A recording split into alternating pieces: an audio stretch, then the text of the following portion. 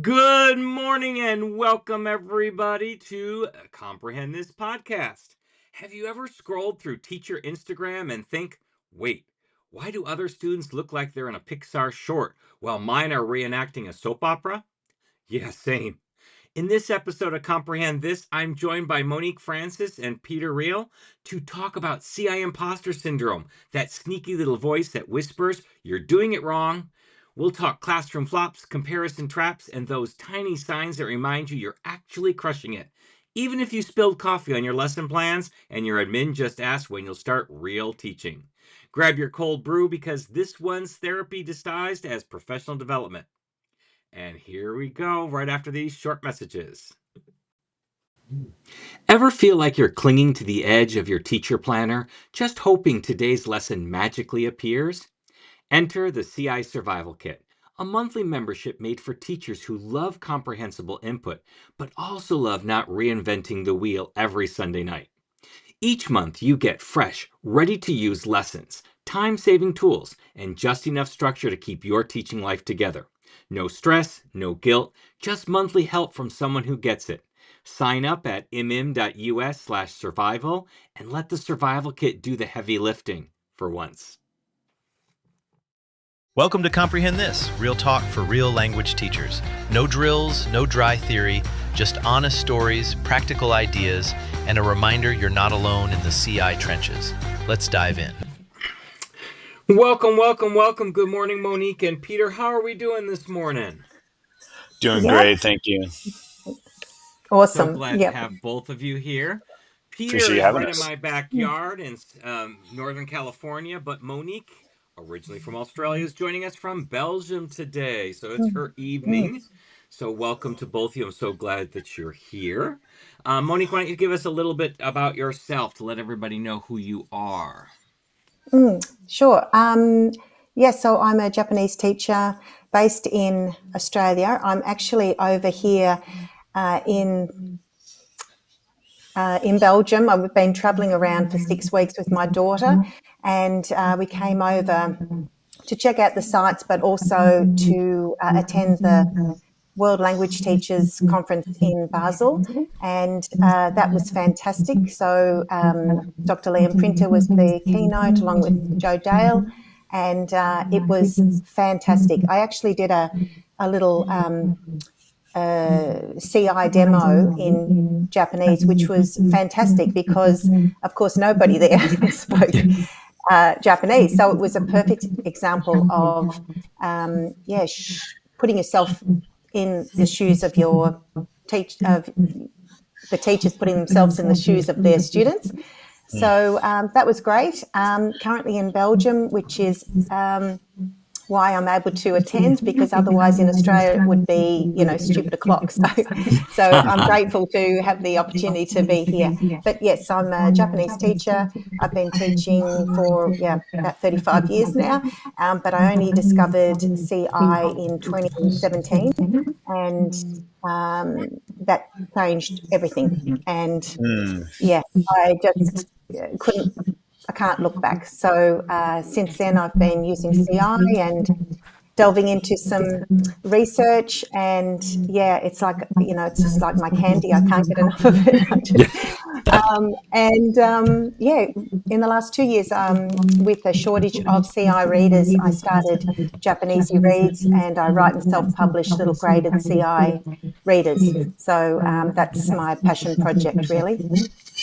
Awesome. I love that. I love that. We always need more readers, especially in languages other than Spanish. There's so many from Spanish nowadays. But yeah, we need so many in other languages to help spread the love a little bit. So yes, thank you so much, Monique. Awesome. I just wanted to say one thing about that experience in the language you were talking about.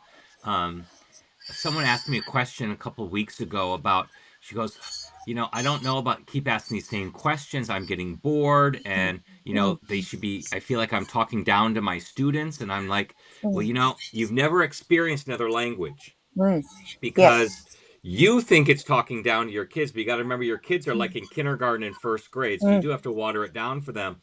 But take a language like Japanese or Russian or Mandarin or Hebrew or one of those languages that are so far from your language, then you're going to realize, oh crap, I need to be keeping it simple. I need to be Yeah. repeating over and over again because those Yeah. sounds. And it's funny because as a coach, I've coached teachers who do Japanese and Mandarin. I got to keep my ears open to understand what they're saying as well. And those ones don't hurt my head as much. And it's going to be a funny one. Latin. Latin hurts. I Yeah. physically get a brain. I don't know what it is. No offense to Latin teachers, but that language, it hurts my head trying to keep up with it. And me being a Spanish, I can speak Spanish, I can speak French, a Latin-based language. It should be coming a little bit easier, but I can listen to Russian and I can listen to Japanese and I can listen to Mandarin much longer than I can Latin before my brain starts to get really big fatigued. But if you've not experienced another language, then I Yeah. highly recommend that you do that. And let me put a Yeah. little link in here. A great place to get practice in another language is at fluency, if I can spell, fluencyfast.com. She's got Karen Rowan has got multiple languages that you can take classes in, and then you can experience that. And I highly encourage you to take a language that is far from your own. So if you do French or Spanish, do not pick Spanish or French. It's too close. You're not going to get the same feeling. You need to take something that's really far so you can really understand that. Yes, you're bored because you're fluent in the language and you understand it and you're thinking you're being, but you really need to experience it in one of those other languages to really know that you're probably going too fast. You probably aren't asking enough repetitive questions for those kids to truly acquire that language. They need to hear it hundreds and thousands of times to be able to get those patterns in their head. So I like that you said that. It Absolutely. was a really Yeah. good thing, especially in Europe where, they speak multiple languages. So they've got the That's right. Germanic groups, they've got the Latin based groups covered, but the Slavic based groups, the Russian groups, the Japanese, the Asian languages, they don't have, and they need to hear more of that to be able to experience that truly what it is. And Scott, if just while you're sharing some resources, this one might be helpful to your listeners as well. Last night, I attended an online, it's free now and it's being posted to YouTube, but it was a Dutch demo for teachers. So I took part as a student, and I 100% agree with you. I was craving the reps. I just needed to hear it over and over. And I'm mentioning this because it's such a fantastic experience for if you can't attend training. This is something that you can dip your toes into and see, not only with the lesson, but also Diane Neubauer, who's a fantastic advocate for second language acquisition and research. She did a debrief with all the teachers that attended. So it was, it's a really powerful 1 hour if you would like to look a little bit more into comprehensible input style and acquisition teaching. Absolutely. Thank you so much. Yes, I'll put that in there. Was Unique there? It was her lesson. So Oh, she yes, was the because teacher, and yeah, she's just Unique, fantastic. she is amazing. I Yeah, love Unique. I miss her so much. I yeah, haven't seen her a few years, but yes, yeah. awesome She did a woman. great Yes. job. Yeah, Yeah. awesome. Okay, Peter, your turn. What about yourself? Well, shoot, I'm sitting here taking notes, Scott. I really appreciate it, and Monique bringing up that idea of like the teacher as the student. Uh, I think of like in faculty meetings, like we're the worst sometimes, right? As far as Yeah. listening, but that's a different story, right? We're the ones on our phones and whatever. But yeah, I appreciate that idea of I really want to go in and observe as a Spanish teacher in a Japanese class or another language. That's awesome. But yeah, my name is Pete Riehl, and I'm a teacher in Sacramento, in the Sacramento area. I've been teaching for 22 years, 22, 23, depending on there's a half year in there. So, but I'm just a real language learner. Just a real passionate about language. Like I said, I teach English and Spanish. I love literature. I love the fact that I am a language learner, that Spanish is not my native language. I do regret never having studied abroad. As you know, based on the name of this, immersion is everything. I wish I would have had a chance to do more of the immersion. But yeah, so I've been teaching 22, 23 years. and really passionate about language. And CI, as far as CI, it's hard to say how many years. I think we really kind of put it into effect right before COVID hit, and that kind of threw everything into chaos, to put it mildly. I'm having I still have nightmares about those what do you call those rooms where the students got together, the awkwardness of Right. those rooms, right? Yeah. Right. And so that wasn't obviously conducive to the back and forth as much, right? But yeah, so I don't know, maybe 4 or 5 years with CI, and just love the model. I think what you're just saying now about we're probably not asking enough questions, that really hits home. I do my best to do that repetition, but I think you're right. I probably don't do enough.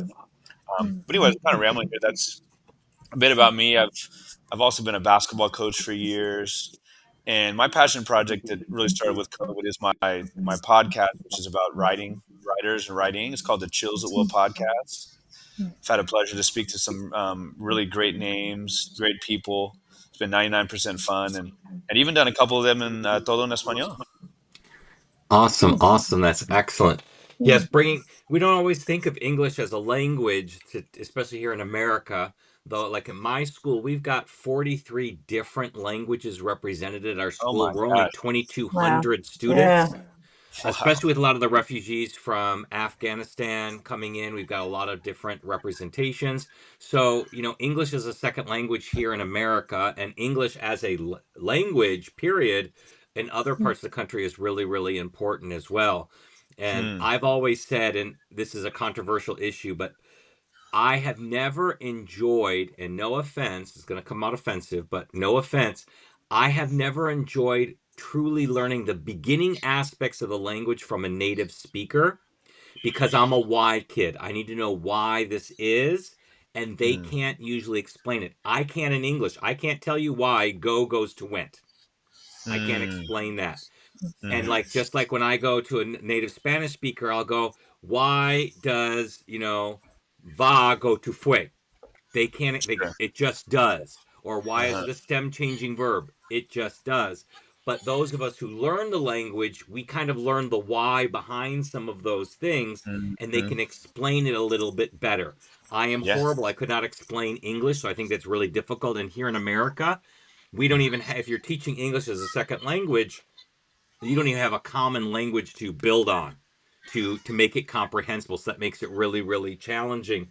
But I always get frustrated when I would ask a Spanish teacher who is native, why does it do this, and they usually couldn't answer. In fact, one of the first teachers I taught with, she was from Chile, and she's like, the textbook says I've got to teach these things called AR, ER, IR verbs. She goes, what are those? I've never heard those, and I'm a native speaker. And I'm like, well, have you not noticed like 80% of the verbs in Spanish end in AR, and maybe like 16 to 17% end in ER, and the last like 4 or 5% end in IR? Not really. So, Yeah. it's an artificial construct that we know as learners, but not as, native speakers. And the only reason I know that English verbs are grouped into weak and strong verbs is because of my German background, because that's how they're linked Mm. in German. They're not called irregular verbs, and regular verbs are called weak and strong. And Mm. I know that from that experience. I learned all my English grammar from German, Right. and such like that. So I like native speakers for upper levels when you are really working on fluency, but for the basics, the basic grammar and structure, I'm kind of partial towards people who learn the language because they're in the same boat that I was in. It's a little bit Mm. different of a boat in there. So I would be a really bad English teacher because I couldn't explain why these verbs are irregular and why they follow this pattern versus that pattern, or why we say it this way and not that way.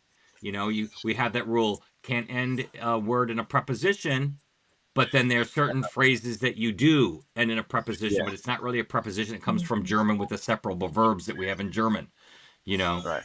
Right. So that Well, kind of stuff. see, you're saying 4 to 5% are IR verbs in Spanish, huh? Yeah, it's the smallest part. That sounds. I mean, right? I mean, when we're trying to do conjugations or whatever, just examples. It's like, okay, vivir is an automatic. Vivir, to Yeah. live.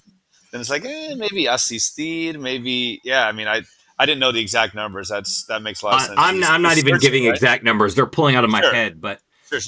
I just know Yeah. IR. Whenever I'm trying to find an IR example outside of VV, I can't think of one You know, off the top of my head that's not irregular. Like I can do salir, but then there you it's go. irregular in first person. So yeah, so And, that's what the stick one. But I don't even and teach yeah, them you that way anyway. I don't teach them that way in the sure, separate exactly. verbs. But I know we're Well, leaving yeah, poor you. Monique out because she teaches Japanese.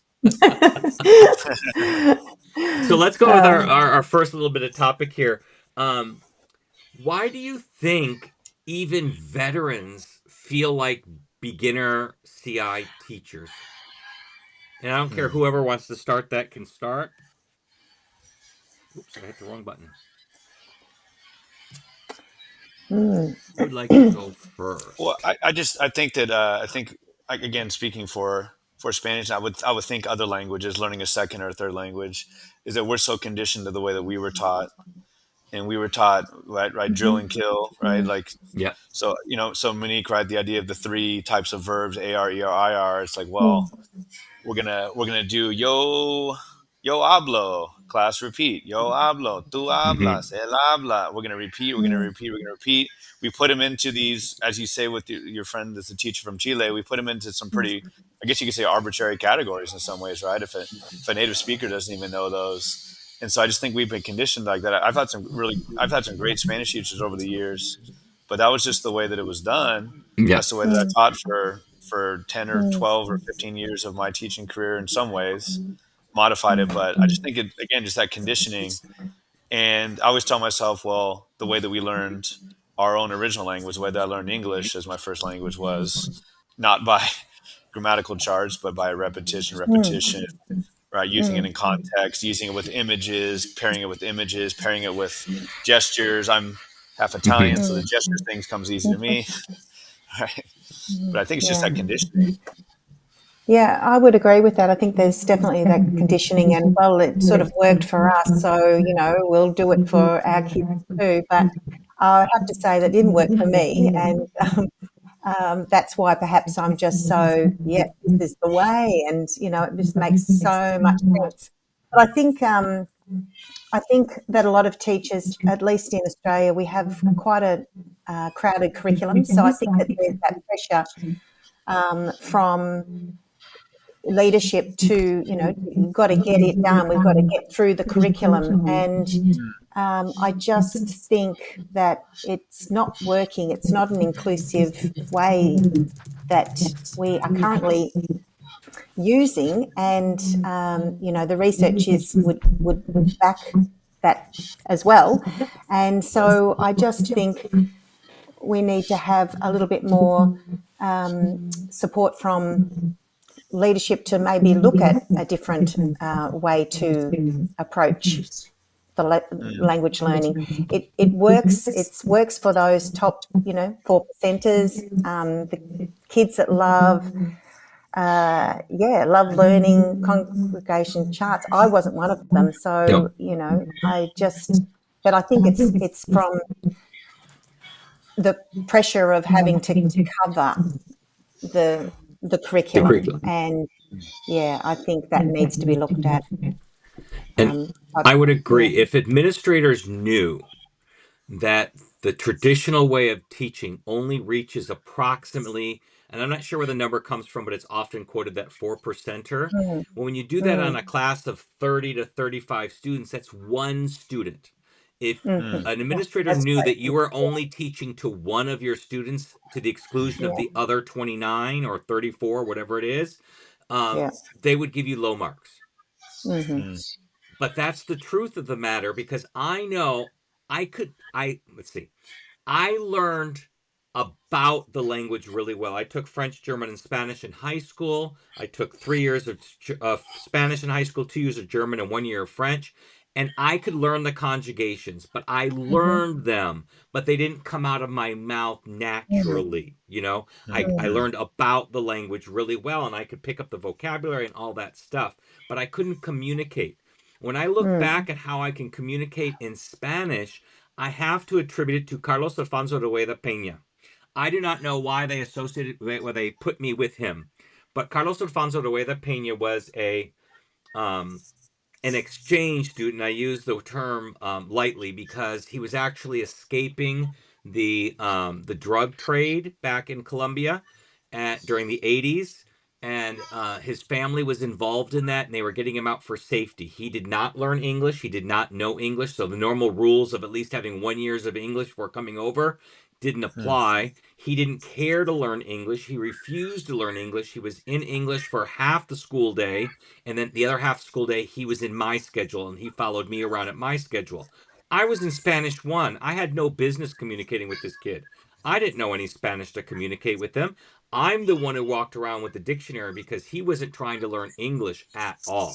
So I'm the one who had to make the effort. I'm the one who had to translate and figure it out. And that's what I had to do. And my classroom experience didn't help me at all to communicate with him, because it wasn't about topics that you really would talk about with another teenager. It wasn't about how does he order in McDonald's. I had no idea how to do that stuff. We hadn't got to the food chapter yet, those kinds of things. And I remember when I don't know about how Japanese grammar works, Monique, but we have this one verb in Spanish, to like, but we call it a backwards verb because it works like disgust in English. So it disgusts me. But in Spanish, it gusts me, like meaning I like it. So it works backwards. The subject becomes the object becomes a subject. So I didn't realize this. So I would conjugate it like a regular verb, which makes no sense. No sense. Yeah. It doesn't make sense in that form. And I remember the first time that I said it right, because we got to that verb, he was like applauding me. But I was learning, like when I would use one word, he goes, "Oh, we don't use that word for this. We don't use." That's where I learned my language from the actual experience and not from that textbook. So I think that if administrators there was a communicative purpose there. Yeah, exactly. So it was, yeah. And it was almost immersion. I, like you, Peter, regret never having done a foreign exchange. I always thought I would fall behind in my schooling, so I never did it.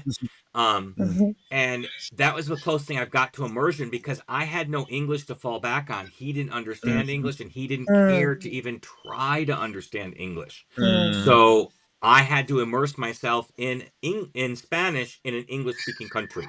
And I remember he even had a girlfriend, and I had to be the third wheel and translate for all of that, because she didn't know Spanish, he didn't know English, and I'm sitting there trying to do it. So that's how I kind of learned my language. And I think most of us, even though we may have book learned parts of the language, if we really go back to how we learned, it wasn't about that. We have some kind of experience. I know one of my friends said, she goes, "I didn't really learn Spanish till I got drunk and went to a club," where her innovations went down and she just started communicating. And so a lot of us have stories like that where we actually have learned it in there. And I will say, I was talking with Monique before we started, where, every year I feel like a beginner in CI. And I've been doing CI almost my entire career, 24, 25 years. I started my second semester teaching. So I've been doing it almost from the beginning. But every group of kids is different. That's and true. even though I start the same on the very first day, they quickly branch off by the second or third day into different personalities and ways of handling it. Right now, my second period, I got 4 more weeks of this second period. They are duds. Individually, as students, they're great. That's not what I'm talking about. But as a class, they're not motivated. They're not interested. They don't answer the questions. They don't want to play games. All the things that we do to get them engaged, they are completely flatline. They are like the, no emotion emoticon, nothing. They're just like this the whole time. And I'm working really hard to try to get them engaged in there. So I feel like a beginner all over again, like I have no idea what I'm doing. And every semester, because we get new kids every semester, starts differently. And so I always feel like a beginner. I don't know what my class is going to turn out to be. My first period, I started the exact same way. The same kind of kids, 9th and 10th graders in American schools. And they are participatory. They enjoy the games. They beg for the games. They want to do the stories. They enjoy them. But the other class is just weird. So I'm always feeling like a beginner in that particular way. Scott, what you're saying reminds me about how physical teaching is, how physical teaching CI is. of course, it's mentally exhausting, but it can be physically exhausting too, right? You're gesturing, you're showing pictures, you're playing the games, you're all of that. And what you're talking about with your story with your friend from Colombia and Monique, I don't know if there's like a verb or a couple words you can think of in Japanese, but like I kind of half joke with my students that say that the most important word in the Spanish language is agarrar, agarrar, To grab. which is like, right, to grab, to get. And it, because Yeah. it's like, to me, I never knew how to say that. It's just so much what a native speaker, what someone would actually use versus what you get in the book is like, what I say, like, puedo tener, like, can I have, like, own, it didn't quite fit. And once I learned agarrar, it was like, that's that very usable, very practical Spanish. Yeah, I call them, I teach from the sweet 16 verbs, and it's a combination. The sweet 16 is a combination of the high frequency, but more so the more impactful, because some of those verbs probably aren't in the top 16 verbs. If you go to the top 20, not Sure. all of them are going to be in the top 20 verbs, but you get more bang for your buck with some of these verbs. From I know it came from Mandarin. That's where the idea came from for the Super 7. And then Mike Peter, I couldn't think of his name for a second. He expanded to the 16. But like ir, to go. My kids can say that. They can't say to drive or to walk or to fly, but they can talk about to go, and that can cover 90% of the instances because it's more impactful. It's got more bang for the buck. Same thing with querer, to want. They might not be able to say I need, but want is close enough to where they can express. So if they know, they come out of language class knowing these 16 verbs or even the first 7, they can communicate 70 to 80% of what they need to communicate in real life, albeit at a very basic level, but at least they can get their ideas across.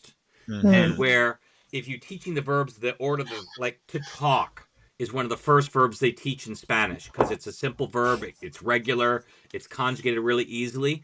But how often do you use that word? Says is a much more common verb to use and much more impactful, but it's not regular in English, in Spanish, so it can't follow the same pattern. So I think that's a really important point, that finding the words, like thumbtack is in our stupid school chapter. What's the odds of them using that word outside of class? It's not really a good use of my time when my time is so limited and they put so many vocabulary words in the textbook.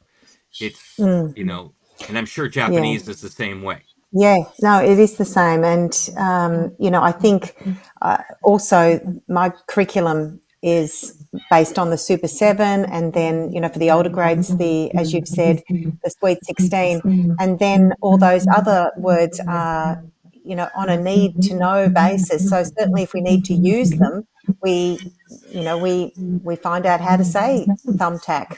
I can't tell you right now what that is in Japanese for sure, but on a need to know basis. And then there's purpose for the language that you're using. So there's much more, in my experience, chance of the students actually acquiring that if they need to, want to be able to use it, if they have some strong connection to thumbtacks, for example, and need to use it. Who knows? So, yeah.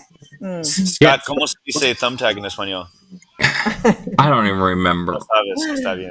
Yo tampoco. I don't even remember because I don't even teach it. It's in the book, but I don't teach it. Now I'm going to make me look it up because I'm going to figure it. It's in the book, but it's when I don't even bother teaching that one. No. Okay. And just on that, I think we've covered a lot of different. I'm thinking of the traditional school unit. When I started looking at a different way of trying to cover that list, and I started using movie talks. And there's that fantastic. I'm sure you know it. It's a commercial of a rock and the scissors and the paper, and they go to the school, and it's actually it's a school for stationery, and it's called Rock Paper Scissors. Anyway, it's a fantastic little short clip that we can easily, talk about in an interesting way.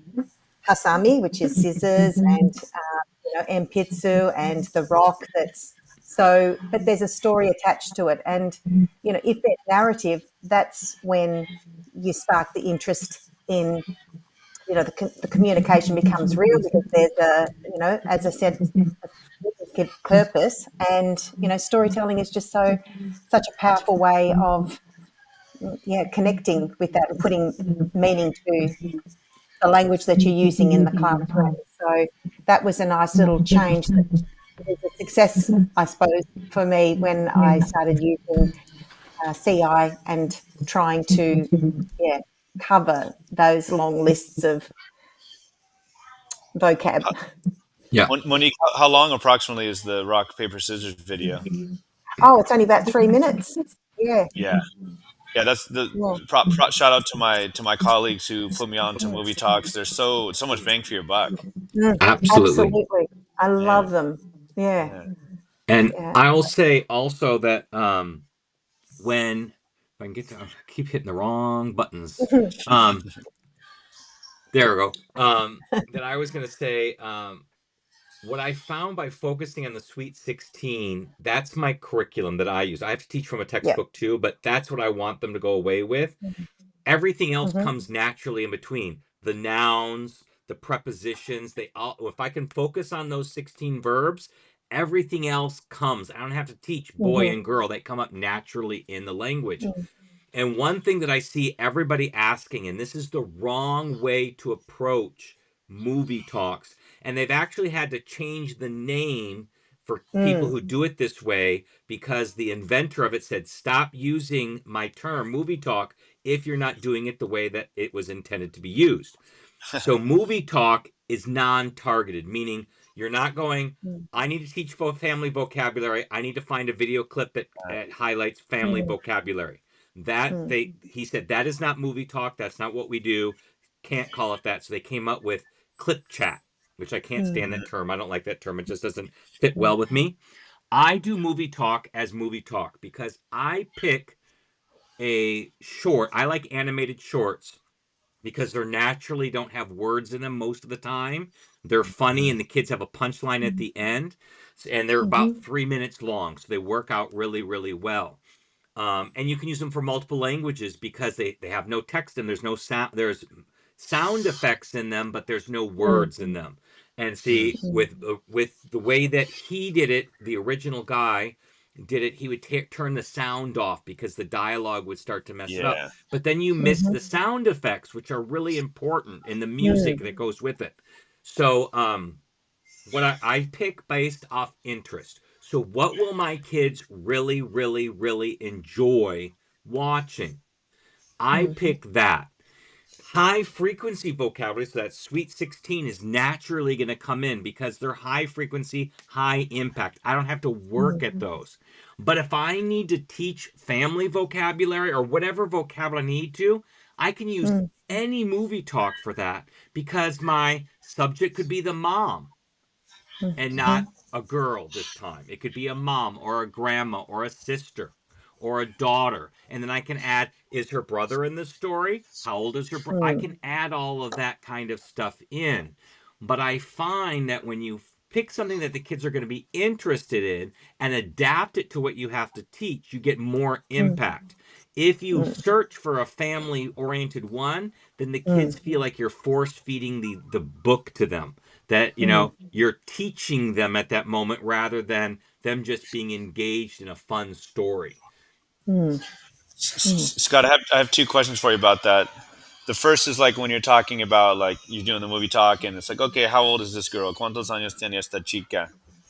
Are you how open are you with answers? Is it a más o menos? Is it out? Are you asking like tiene 6 años or tiene 20 años?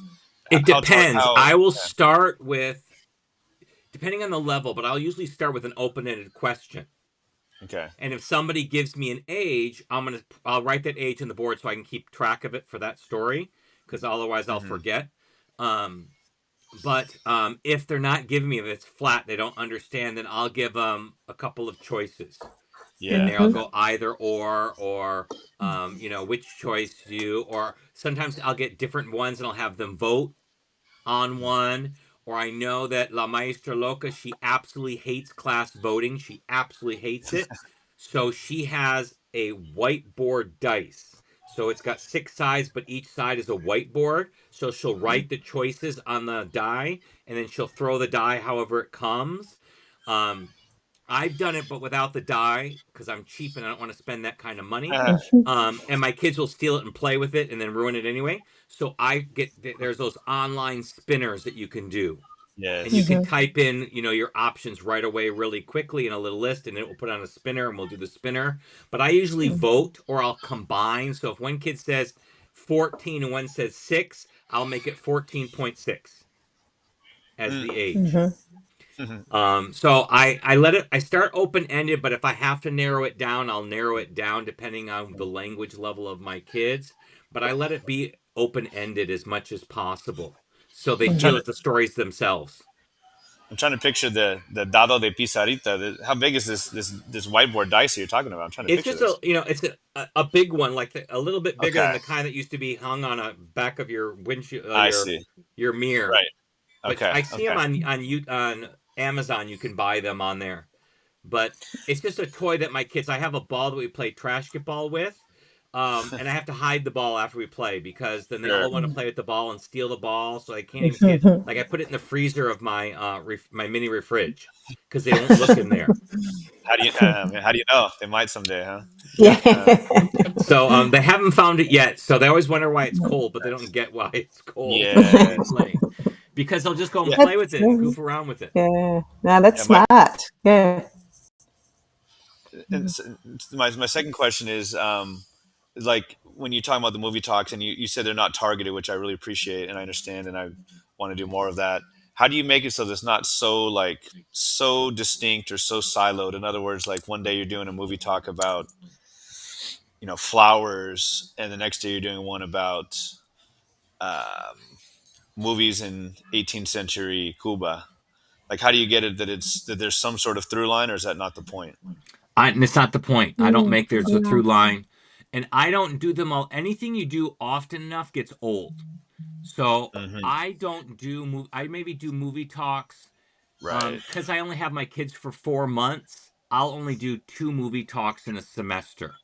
So I'll Mm. do one in the second month and in the fourth month. Is how I kind of do it. When I taught all year round, I might get 4 movie talks in. Hmm. When I taught, when I had a traditional school year where we went from, August to May. But I teach from August to December and then from January to June. Right. So I usually get 2 in there, but they don't have to be related. They're just stories. Hmm. It's just a way. CI is about telling these stories and getting the kids involved. And there's 3 different ways you can get, well, 4 different ways you can get stories in. You can make up a story, which I do most of the time. You can use a picture talk where we start with a picture and describing that picture, and then I turn it into a story. Like I've got a Mm. picture that's got an orangutan who's got like 7 green apples in his mouth.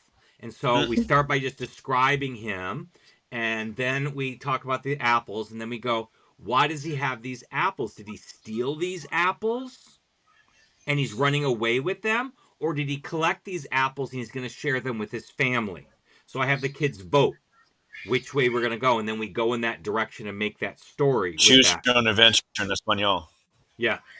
And then, so that's the second way. The third way is movie talk, which is I call stories with training wheels because you don't have to come up with the story yourself. It's there for you.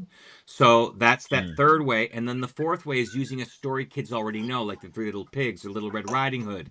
Those types, or if you want to bring in cultural stories like cultural Japanese stories that you can make and really simplify that are really important to Japanese kids that they would understand. In German, the Grimm's fairy tales, you can water those down in there and use those as your story points. But from the teacher standpoint, it's the same activity. From a kid standpoint, those are all different activities because the way you're presenting the story is very differently, but the Hmm. goal is still the same, but it allows the kids to think that we're doing something different each time. Hmm. So that's kind of how I kind of work. They don't all work their way together. There's not a common thread. Sometimes I do a movie talk and it is a cultural based one. It might be on like Dia de los Muertos or an art piece or, whatever I may find on there. Um, Hmm. and whatever it works. And I don't have it's just a different unit. They don't all have to kind of flow Hmm. together. And because you're going to have to use high frequency vocabulary no matter what, it doesn't really matter because the high frequency Hmm. vocabulary is always going to rise to the top and be very Sure. repetitive. Sure. Monique, I wonder. I mean, in Spanish, we're so lucky to have so many cognates. Like Spanish one. I mean, you could have there are some students who have some background, maybe in junior high or middle school, but some who literally have none. But there's so many cognates in Spanish and Yeah, English. yeah. You We're started very with. jealous, very, very jealous. My Sorry to Japanese rub it in. colleagues, yeah, yeah. Just rub it in a bit there, Peter. Why don't you? Yeah, no, we're very jealous of the cognates, and we have a few. But what's interesting is what seems to be really obvious to our ears sometimes is not the case, even if it is a cognate. That's Yes, what very I've true. Very experienced. true. It's like pizza. Well, what do you think it sounds like? It's pizza, Uh, but sometimes, because I guess they, beginners anyway, are still working on listening for the beginning and the start, the start and the end of words, as where it starts and where it ends. So yeah, that has been something that I've noticed is shouldn't be a given for the kids because often it does go over their heads. But yeah, we have got a few, but just not as many as you guys.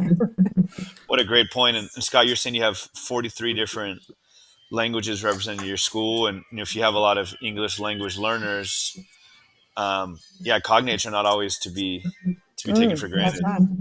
But even for even for English native speakers, No doubt. cognates are not always, they don't hear them. They come in thinking that the language is going to be foreign to them. So even Mm, if they hear a word that sounds like or looks like an English word, mm, they're not necessarily going to go to that's what it means. And this is where I disagree with Blaine, and we've argued about this. He's like, you don't have to teach cognates. I'm like, oh, yes, you do. I teach mm, cognates just like any other vocabulary word because they mm. may see them, but their conscious is saying that can't possibly mean what it looks like because um, it's a foreign language. And just because they can see it and recognize it when they see it, can they recognize it when they hear it?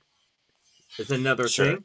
And then Good the thing, yeah. third thing is if they can recognize when they hear it and they can recognize when they see it, can they produce it when they need to produce it? And that's Hmm. where I think his way of skimming over the cognates falls apart. They may Mm, be able to recognize it if they see it and they hear it. But then if I ask them to tell me how to say cereal in Spanish, mm, they can't come up with cereal because if they saw it, they know it means cereal. If they heard it, they might know, but they can't produce it. And I mm. don't think a word is truly your own. It's not truly acquired and learned if you can't produce the word. Right. And so for me, that's one of the ways because a lot of my kids can't hear it, and I don't know the cognates in Japanese, but I've heard a few of them in Mandarin, and they don't sound cognitive to me at all. Mm, Ambawao is a hamburger. I would never have known that. It sounds like a dog barking to me. That's what it mm-hmm. sounds like. So I say cognates are only cognates to teachers. And I have to teach those words through there. And I'll tell my kids in Spanish because it works in Spanish and French and in German, but it doesn't work in Japanese or Mandarin or Russian where the alphabet's different. I'll go, if it looks like the word, then it means what it looks like unless I tell you different. So if I know we're coming up with actual, which kids are going to think means actual, I'll go, no, it means current. I tell them right away. I don't even give them a second to think that it could possibly mean actual, because that's not what it means in Spanish. So cognates that are true cognates, I let them sit and I'll say, if it looks like English, it means what it looks like. But if I stop you right away and tell you that it doesn't mean that, like largo, which means long, not large, I tell them right away so they don't even get that. They don't have time to get that in their head. But I think cognates need to be actively taught. So I don't think they're as easy, or we can rely on them as much as we want. Like some of the ones in French too. They're similar to the English ones, but they mean something different. They're not false cognates, so they're not something completely different, but it's not the first thought that comes to mind in some of them. And so I think they still need to be taught. And Blaine still says, no, you don't have to teach them. I'm like, oh, yes, I do. So we have that argument back and forth. I really appreciate that. And I always say that my English gets better when I teach Spanish. Like if you are teaching a cognate, like a cognate would be realizar, but it means to realize, not like, oh, it's realizar, like as in I realize my potential. So there's just so much. I feel like it shows you all the myriad meanings of a word, you know? Yeah, I tell them the Spanish and French vocabulary that comes in, it's the SAT vocabulary in English. Yes. Because in English, we find, but in Spanish, we encounter. And all the root words, all those really ones, those come from German. All the more elevated words come from Latin, French, and Spanish, and Greek to some extent.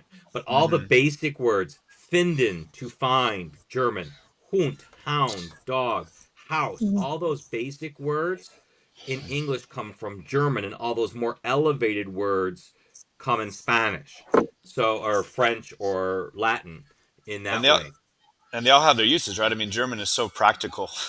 It's so practical, and there's a need for that. And there's also a need for the elevated ones. Monique, I wonder if there are any funny false cognates. In Spanish, we have embarazado, which does not mean embarrassed; it means pregnant. Yes. Oh, that's one that you'd like to get right for sure, or you might be embarrassed. Right. I can't really think off the top of my head, Peter. Have a spot there, but yeah, I'm sure there will be. And as soon as we log off, I'll think, oh, that's a good one. That's funny. Yeah. Well, give me a minute. Okay. We'll bring it back to our CI Impostor Syndrome. Yeah. Whoever you saw, or however you learned CI from, did you have that first impression that I can't do it the way that they could do it? And I don't know if I can do it at all because the only version I saw was that person. Anybody have that kind of an experience? Well, look, when my very first experience was I was really fortunate because it was the first CI Down Under conference, and it was with Blaine Ray and Terry Walsh. So I think that I was really fortunate to get two different styles. And they are very different. Yeah. Very, very different. And, you know, that actually worked in my advantage because I didn't. And then since then, I went down the rabbit hole of looking into your work, Scott, and La Maestra Loca, and Tina Hardigan, and more recently Diane Neubauer, and they're all very, very different. And that's, I guess, what I would encourage any teachers that are looking at CI and think that maybe, you know, it's not for me. That's not the case at all. It's can be adapted to anyone's personality, and I think that's what I love most about CI is that it's so inclusive, not just for the kids but also for the teacher. You know, you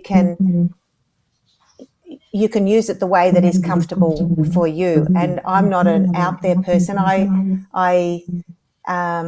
enjoy having a joke with my kids, but I wouldn't say that I'm you know, the circus performer. but I've had lots of positive response from students since using the CI approach. And so, yeah, I guess that's what I would like any listeners to go away with is, well, there's many different ways that you can skin a cat, and there's many different ways that you can do CI. Yeah. Mm-hmm. What Yeah, about great you, call, Peter? Monique.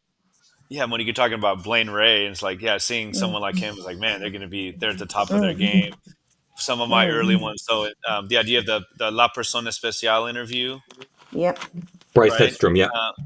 And so Bryce Hedstrom, who I got to talk to on my podcast, which is pretty awesome. He's such a great guy, and he was the first guy that I saw do the Persona Especial. And he did it with a group of teachers, and we were all just like, oh wow, wow, wow, wow. Yeah. And so we were an incredibly passionate audience as well, and helping out, and I really loved how you demonstrated it. So it's like, oh man, that's a really high bar. Couple of my colleagues, all of my colleagues at my school do a great job with it.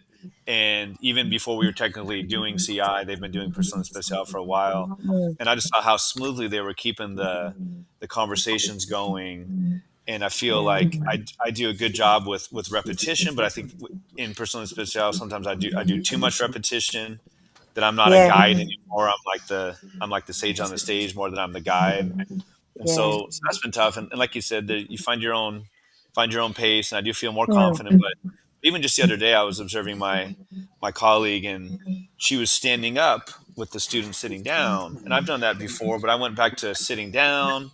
But we're both sitting, so it's kind of more like collegial, if you will, more conversation. But I'm like, I think I want to go back to standing up, just because it's more of, I don't know, not authority necessarily, but it's a good chance to like, okay, time out, let me explain. So just things like that. I'm always just kind of really trying to massage and massage the process. But yeah, seeing Bryce and seeing my colleagues right away, I'm like, man, they do very well with this. I got a lot to learn.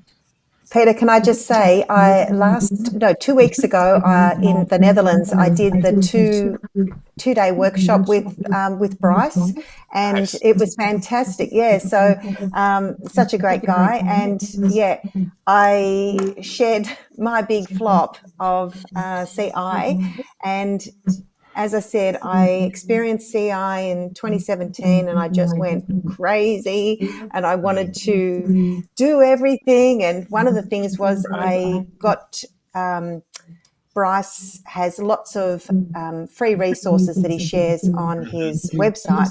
And one of them was the special person interview, and he had the questions there. So I downloaded that and I was all set to do it. And I had, a beautiful grade of year 9s at the time. And I picked one student and popped her up there, and I started with the questions, and I was sort of going through the questions, and I could see all the kids are just rolling around, and it was so bad, it was terrible. And I remember thinking, everyone was raving about this, this special person interview, and it's the absolute bomb, and that's such a great CI activity. And it's only since I've sort of built up a few questioning skill techniques, I suppose, and the circling, that things changed. And in the workshop a couple of weeks ago, Bryce made that, he was talking about the special person interview, and he was saying the biggest thing that you can do is ask a follow-up question. And that is what I didn't do. And that is why it absolutely crashed and burned when I was doing it. And since then, I've tried to build up my skills, I suppose, and confidence to do those follow-up questions, because that's when you make that connection with your students. And it's real conversation then, not just let's practice these sentences, So that was a learning curve for me. So if I was a student, Monique, and you'd ask in Japanese, "What is your name?" Are you moving on? Is that too simplistic, or are you going to move on to like, what does your name mean, or like, is that the follow-up question? I usually go, so Peter, what's your, what's your name? It's Peter. Do you have a nickname? And so you might say, yeah, and then I might say, have you got one nickname or two nicknames? What are your nicknames? And so then I'll go through, and then I'd say to the other mistake that I was making in the early days was not including the rest of the class. So then I'd say, I'd do a little check with the class and say, class, has Peter got a nickname? And, has he got 5 nicknames? No, he's got, okay, what's his favourite nickname? And then I'll check with you, which one do you like the most? Which is your favourite one? What's your family nickname? Yeah. And you're just getting lots of those, as Scott has said, those high frequency natural, hits of the Super 7 and Sweet 16. So that's how I do it now, whereas before it was like, what's your name? How old are you? It was so bad. It was so bad. Shout out to Bryce. He has some great jokes too. Yeah, no, he's got a good sense of humor. Yeah. And I was going to say, because back in the day when I started, I'm going to talk about 2 things. One about the imposter too, because I've got that in there. But going on with your special person interviews, when we first started with TPRS way back when I started in 2001, there were 7 steps. I can't remember all the 7 steps, but we were supposed to do 7 steps in one day, and it was like you had to go really, really quick. And one of them was PQA, and I never understood what PQA was. I understood what the words were, personalized questions and answers. But coming from a textbook, you see that question, you're supposed to ask the same question to all 30 kids. That was how it was personalized. Do you play basketball? Do you play basketball? Do you play basketball? Do you play basketball? Then you had the next question. Do you play hockey? Do you play hockey? Do you play hockey? That was personalized Q&A in a textbook. I never understood it, so I skipped that step until I read a book by Ben Slavic called PQA and a Wink. And I read that book and I go, oh, I now understand what we're doing here. And stop calling it PQA because that makes no sense. It's a conversation. And when you tell them it's a conversation, then we all know how to do it. It's small talk that you have at a party. You keep talking, you keep asking your follow-up questions, just like you would at a party. And when it gets boring, you excuse yourself to go to the bathroom or get a drink, and you find someone more interesting to talk to. That's what you do, and it's the same thing in a classroom. And that's what special person interviews are. That just like, we have our talking points for today, but we're not sticking to them strictly. We're going where the conversation goes, and it's the same thing with kids. That may be one kid may say, I don't have any nicknames, and you move on to the next question, and that second question becomes more interesting for that kid. But that first kid might have, I've got a nickname with my friends, I've got a nickname with my family, I've got a nickname that everybody calls me, and so you can really go hard on that particular question. So when I realized that special person interviews, that PQA was just a conversation about whatever you wanted to talk about that day, then I could do it. And I could do it for a whole hour without even thinking about it. And when it got boring with one kid, I just said, okay, let's move to kid number 2. We went to kid number 2, and I would compare and contrast. And just like you said, Monique, you have to include the class. So I call that gossiping. So when I'm talking to the kid and interviewing the kid, I'm focused on that kid in that moment. So we are the only ones in the room at that moment, so they feel I've got their full attention. And then we take a pause, and I talk to the kids around the rest of the class as if they didn't just hear the dang conversation. And I call it positive gossiping. Did you hear that? He's got 7 nicknames. Can someone tell me what one of his nicknames was? Who can tell me the second nickname? And I'm ignoring the kid for the moment because now I'm including the class, and I go back and forth. I fish for more details, and then I feed the rest of the class with that fish that I caught with those details. So I call that back, but it didn't hit me until Ben Slavic's book, and it was just a conversation. So I don't like jargon. If I have to explain what jargon means, then it completely missed the boat of the point. Can we just call it what it is, a conversation?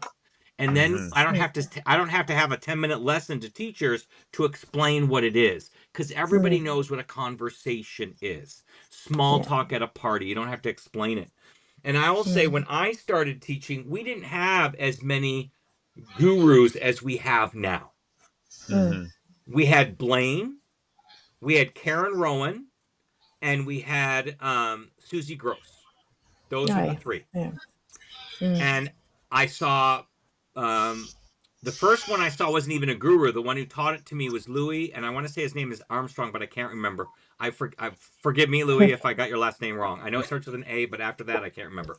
I heard from him first, and then I saw Karen Rowan, and then I saw Susie Gross, and then I saw Blaine. If I had seen Blaine first, I would not be here today because I can't do what Blaine does. And Blaine can't explain what he does. Susie Gross is the one who explained. She watched Blaine and she put words to what Blaine does because Blaine has no idea. One day I remember him saying, I'm going to teach Pobediana the book. He started the first sentence, and for the next hour, he never got to the book. He said, I taught the book the whole hour. No, you didn't, Blaine. You didn't touch the book. But he thought he did because he went with that one sentence that was there. And we always said when we were part of the NTPRS, when NTPRS was big and going, we did not like to put Blaine in the beginning level because he didn't convert people over to the method. They were all in awe of what he could do and what the results that he got. But because he was so good at it and his personality was such his way, people said, I can't do that. It won't work in my classroom. And so people went home and not doing it. And when we put some less intimidating people in there, some everyday people in there teaching level 1 and let him teach the more advanced classes, then it worked a little bit better because people could go, oh, I can do that. And now, like Monique says, there are so many people that you can watch and you can say, well, I can't be La Maestra Loca. I'm not like her, but I can be like Diane Neubauer, or I can be like Michelle Whaley, or I can be like Dr. Terry Waltz, because those personalities match a little bit better to who I am as a person. So it's much easier now to find someone, and I highly recommend do YouTube searches. There are so many videos online that you can find people who are more like your personality so that you don't feel like I can't do this because I don't have that type of personality. I'm not that outgoing. I'm not that funny. I'm more boring. I'm more subdued. I'm more introverted. Those types of things. So I think that's a really strong point that you made, Monique. Yeah. It's a constant challenge to be comfortable with silence when you're doing these techniques. Absolutely. Oh, that's so true. Yes. I'm not the greatest at it, but I'm getting better. Yeah. Giving that wait time. It's just, and I go back to if you are a student again, a language student, a beginner, zero, you know how much wait time. Well, I do. I need a lot of wait time. Yeah. And I'm still working on that too, Peter. Yeah. But And I yet, mean, so I was just going to say, you do a lot of those competitive games, and the students really get into them when it's fun. But then, if our whole point is like you do need to take the time to think about it and let it simmer a little bit. We're teaching like with Kahoot or something like that. It's like answer it now. With some game that we're playing, it's like answer it now. Versus that no, it's okay to take some time and think about it, and that's normal, and that should be normalized. And I think it's a happy medium because I do want them to get to think of it like this because I want them to feel so comfortable with that vocabulary, with that grammar structure, with that sentence structure, that it comes naturally out of their mouths. So we got to start with that wait time. But I think the competitive games, after we've worked with a particular vocabulary set or structure, can get them to make it more confident and come out a little bit quicker. So you can't do one to the exclusivity of the other, but I think you need to do it in the right order and give it enough processing time. So you have the wait time and you're reducing that wait time to then you get to the competitive games to where you can get them to think on their feet so that they're not, stumbling over their words trying to figure out what to say. Because in a real life conversation, nobody's going to be that patient. Yeah, exactly. I think most of us, if not all of us, have been in the situation where it's not exclusive to foreign language. It's just like that student who just answers every question, then the hand goes up, and you're like, oh, but I was going to raise my hand, and sometimes it just makes you give up. As soon as Yeah. you give up, you're like, yeah, he's got it. Scott's gonna handle this question. Monique's got this one. Yeah. Yeah. You don't put in that work to like figure it out for yourself. Yeah. That's one of the things I do with suggestions. When I'm getting suggestions, I go, I've got to have at least 3 to 5 suggestions. So I will take the first 2 or 3 people who've got to raise their hands, and then I'm going to deliberately call on the kids who don't Yeah, raise their hands, there you go. who I know are confident enough to give me an answer. I'm not going to pick on a kid that I go, I'm going to put him on the spot and he's going to look, Sure. that he doesn't know the answer. But the kids who are quiet and they know the answer, but they hold themselves back. So I let their voice be heard, because they won't be the one to raise their hand, but they have the answer. So I'll ask those kids along the way just to encourage that a little bit more, to make sure I have enough options. So I'm not always calling on the kids who always raise their hand in there. But I never want to embarrass. It's like I always say, it's like a lawyer. A lawyer never asks a question they don't already know Don't know the the answer answer. to. And I never ask a student a question that I'm not reasonably confident that they can answer, because I never want to put them on the spot. And if it ever happens where I misjudged, I fix it right away. I'm like, oh, and I fix it right away. And I'll say, I'll come back to you in a minute. Let me go to this kid real quick, so that Yes. I don't make them feel embarrassed or feel dumb at all in the classroom at all.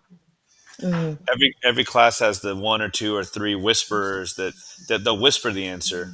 And sometimes when you know the area where it came from, you're like, oh, thanks, Scott, what was that? And they'll look around like, no, that wasn't me. And so you gotta draw those people out, because they have the right answer. And it's like, Yeah. you're whispering the answer. What can I do to make you say the answer with confianza?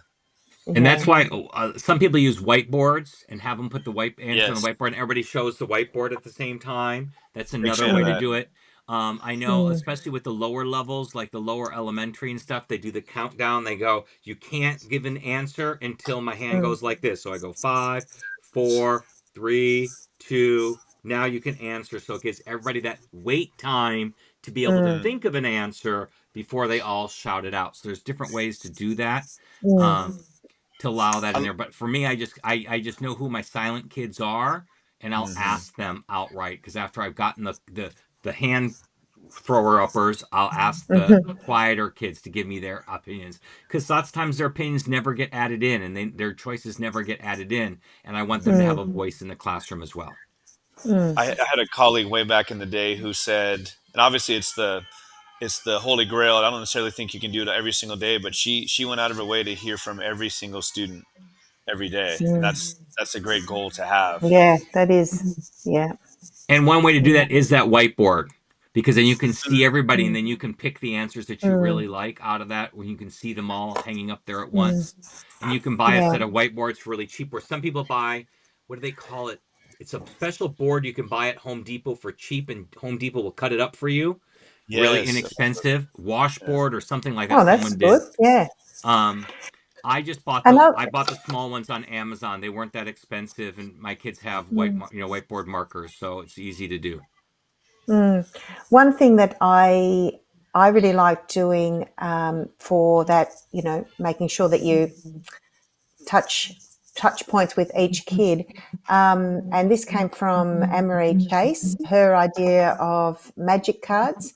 And so she has a bit like this, actually, like an index card, and she'd have, speaking, listening, reading, writing, and the student's name, and you set the expectation so that the kids know. And again, like you said, Scott, I choose the questions that I know that the kids can answer, but the expectation is that I will have these, and I might be, after the special person interview, I might just sort of do a shuffle and then ask different questions, and say, Scott, and then I won't say your name. I'll say the question first, and so they're listening to it, and then I'll pick the person who I want to target. So Scott.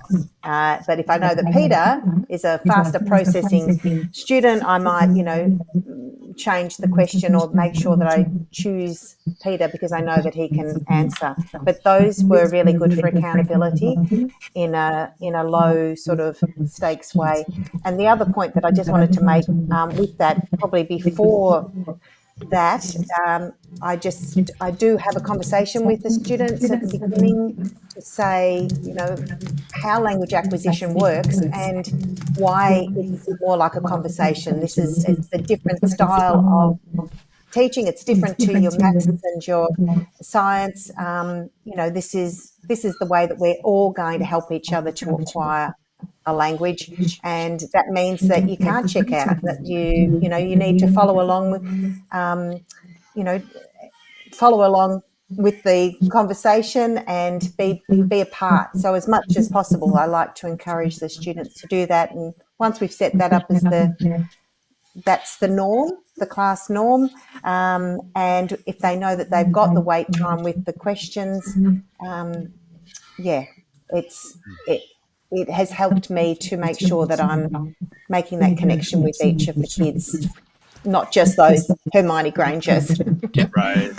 Yeah. And I had a variation of those magic cards before I even knew what Anne-Marie Chase had. Those magic cards, from my own memory, I made little cards with all my kids' names on them, and I color coded them. So first period is blue, second period is green, so I could keep track of which classes they were. But I stacked my deck. My kids didn't know I did this. Mhm. So the kids I knew they're my barometer students, the students who really that were trying but weren't always getting it. They needed more frequent touch points. They were at the top of my deck. And the kids who needed less frequent touch points, because they usually got it right away, were at the bottom of my deck. And every day I would shuffle my deck before class started in that particular way. So I would ask like 3 to 4 kids of the kids who they needed the touch points, but so it wouldn't look like I was only picking on these particular kids. I would then pull from the bottom every once in a while for one of my top kids in there. And so that worked really, really well and allowed me to know that I went through the whole deck before I started again. So that I made sure I got through every kid this way, and I could make little notes on the back. I wasn't as organized as Anne-Marie Chase. I usually only put their speaking notes on the back, because I tell them anytime I have a conversation with them, that's a speaking grade that could possibly be, and I'll take 3 or 4 of them and average them together and give them a speaking quiz just based on 4 or 5 weeks of conversations that we've had over the time. But I would make little notes on the back of that card on that way. I didn't do it for the other aspects, reading and listening and writing, but that's how I did it. So I didn't know the concept of Anne-Marie Chase's magic cards, but I had always done that because I wasn't a popsicle stick person. Number one, they're much more cumbersome to keep track of and they cost money. When it's much easier for me to just get cardstock, and you buy 1 pack of cardstock. It comes in like 5 different colors. You teach 5 different classes. Every class has its own color. I would just print their names off from a Word doc on that colored paper, cut it up, and I had my deck of cards relatively cheap because a whole stack of paper was maybe $7 for that cardstock. So it worked really, really well for me, and I always knew which class it was because I have my standard. First period since I started teaching was blue. Second period was green. It came from my textbook colors. Level 1 was blue. Level 2 was green. And so I just kind of matched with that, and I've kept it all these years. Even my hand in baskets are those colors. I still have first period's blue, second period's green, third period is orange. I have it's all that way. So that's how I kind of did that kind of same kind of thing. So I agree. Well, we're a little bit over, so let's go ahead and wrap up with any last minute words anybody wants to say before we close it out today.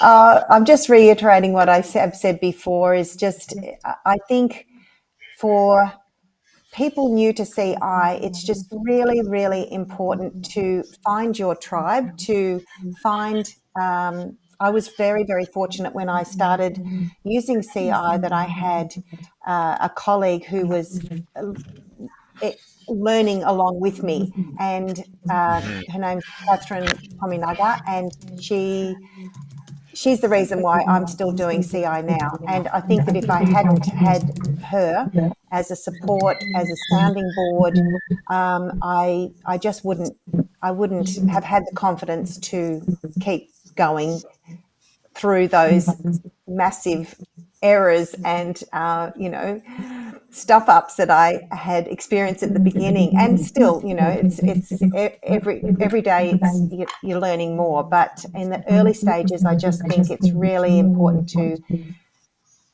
find somebody or a group, connect. We're lucky in Australia. We're growing slowly in the Japanese CI world, and there's some supportive spaces that teachers that are really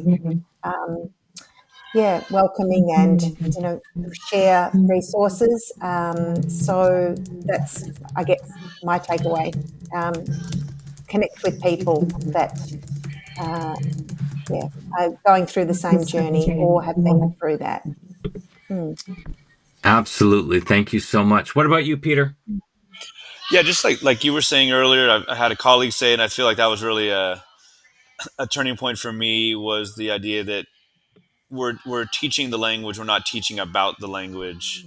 You were talking about when you were a student, you felt like you knew a lot about the language, you didn't necessarily know the language as well as you wanted to, and those are the advantages of CI, is that you are learning the language, you're using it in practical ways rather than learning about the language. Oh, there's the AR, ER, IR verbs. Cool. Like, what does that really get you in the long run, right? And just the idea too that, like, we talk about like movie talks and the special person interviews, which could be hyper focused if you want. Simplicity a lot of times is better. Simplicity Mm-hmm.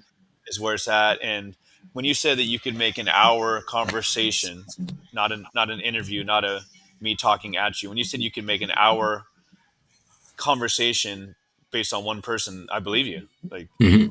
you really could, and it's something that goes in different directions. Obviously, it takes some practice to be able to develop those questions and be a facilitator. But simple oftentimes is better. Like you said, there's so many gurus online, and just the idea that you are teaching the language, so be confident about it because you're teaching the language, not about the language, and that's going to pull in more learners for sure. Absolutely. Absolutely. And I thank you both for joining us today. And if I can hit the Thanks, right Scott. button again, you're so welcome. And joining us from Belgium all the way. That's so wonderful. So let's go ahead and wrap it up today. So, guys, thanks you for hanging out with us on Comprehend This. And a huge thanks to our guests, Monique and Peter, for reminding us that even the pros question themselves sometimes. If today's episode gave you that, okay, maybe I am kind of doing it right energy, share it with your favorite teacher friend who's one bad observation away from a breakdown. Don't forget to subscribe, leave a review, and tell the algorithm we're worth it. You can watch live on YouTube or catch the replay anytime on your favorite podcast app. Until next time, ditch the drills, trust the process, and I'll see you next time on Comprehend This. Thank you, Scott. Thank you. Thanks, Have a good Scott. one.